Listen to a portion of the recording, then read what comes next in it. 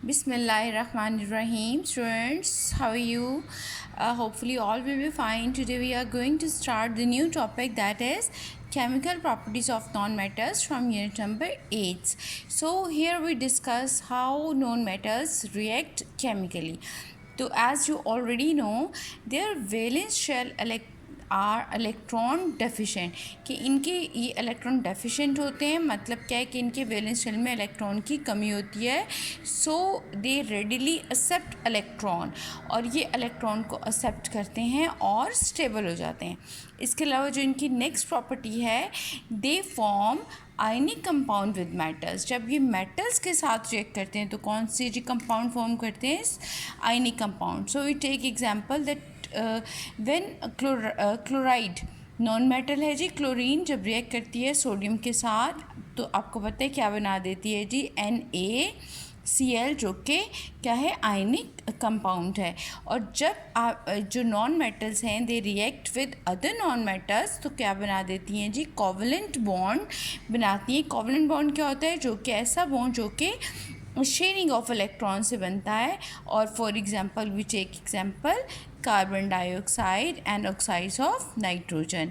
अब जो non metals हैं, non metals usually don't react with water. ये आमतौर पर पानी के साथ जो इनका रिएक्शन नहीं होता। इसके अलावा they don't react with dilute acid, because non metals जो होती हैं आपको पता है they are itself electron acceptor. अब नॉन मेटल्स बहुत सारी हैं आपको पता है, लेकिन हम यहाँ पर स्पेशली जो है वो डिस्कस करेंगे हैलोजेंस को, जो कि बिलोंग करते हैं ग्रुप नंबर 17, जिसके मेंबर हैं जी fluorine, chlorine, bromine, iodine and astatine. अगर हम रूम टेम्परेचर पे बात करें तो ये किस तरीके से किस तरह एग्जिस्ट करते हैं, तो फ्लोरीन और क्लोरीन जो हैं वो डाई एटॉमिक गैसेस हैं। ब्रोमीन जो है वो लिक्विड फॉर्म में, और जो आयोडीन और एस्टेटीन हैं they are exist as solid. क्योंकि इनकी जो ग्रुप की अगर हम बात करें तो जैसे जैसे group down to group top to bottom जो है इनकी इंटरमॉलिक्यूलर फोर्सेस जो हैं वो इंक्रीज़ करती हैं, और that's why bromine exist in liquid and iodine and एस्टेटीन exist in solid form.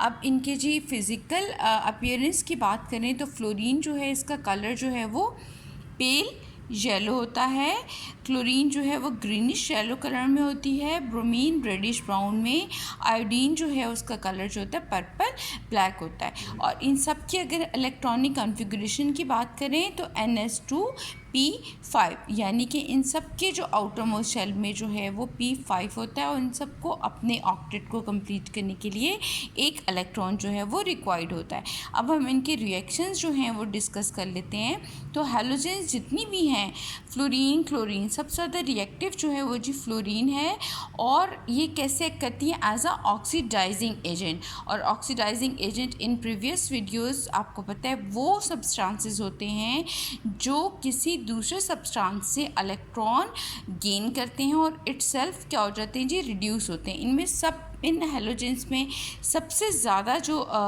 Strong oxidising जो स्पीशी है वो फ्लोरीन है, और सबसे लीस्ट जो है वो आयोडीन है।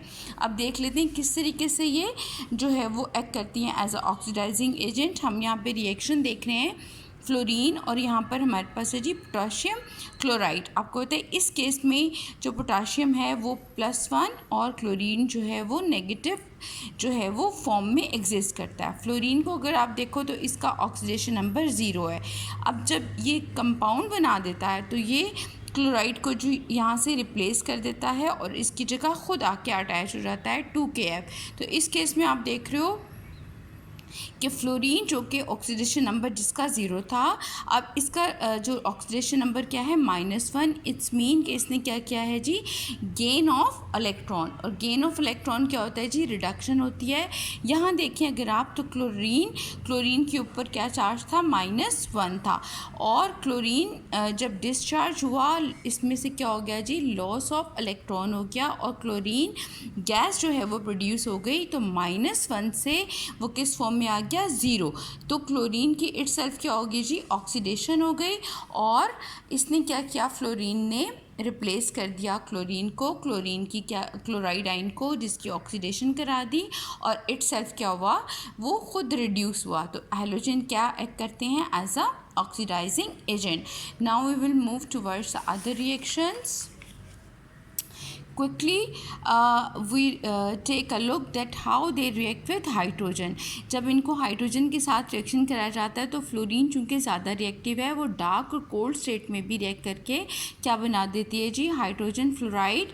और सनलाइट की प्रेजेंस में क्लोरीन का रिएक्शन होता है जो कि लेस रिएक्टिव है देन फ्लोरीन। तो क्या फॉर्म होता है जी, hydrogen chloride. And then only on heating bromine जो है is again less reactive than that of the chlorine. तो क्या चीज़ किस चीज़ की फॉर्मेशन होती है, हाइड्रोजन ब्रोमाइड की। और आयोडीन जो है वो लीस्ट रिएक्टिव होती है। तो इसके लिए जो स्पेशल कंडीशन है वो उसको हीटिंग की भी ज़रूरत है अलॉन्ग विद दैट कैटलिस्ट। और कैटलिस्ट यू ऑलरेडी नो एक ऐसा जो है वो सब्सटेंस होता है जो कि रिएक्शन को स्पीड अप करता है और एज अ रिज़ल्ट जो हमारे पास जो प्रोडक्ट बनती है that is hydrogen iodide. Now quickly we take the reaction between how they react with water. तो फ्लोरीन जब वाटर के साथ रिएक्शन करती हैं तो वही डार्क कंडीशन में भी रिएक्शन करती है ऑन कोल्ड स्टेट और हमारे पास हाइड्रोजन फ्लोराइड बनता है और साथ में ऑक्सीजन प्रोड्यूस होती है.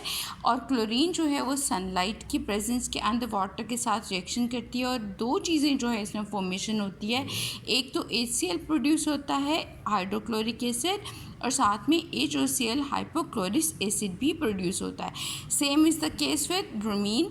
तो क्या बनता है जी, हाइड्रोजन ब्रोमाइड और HOBr. जबकि जब आयोडीन का रिएक्शन करवाया जाता है वाटर के साथ तो रिएक्शन नहीं होता.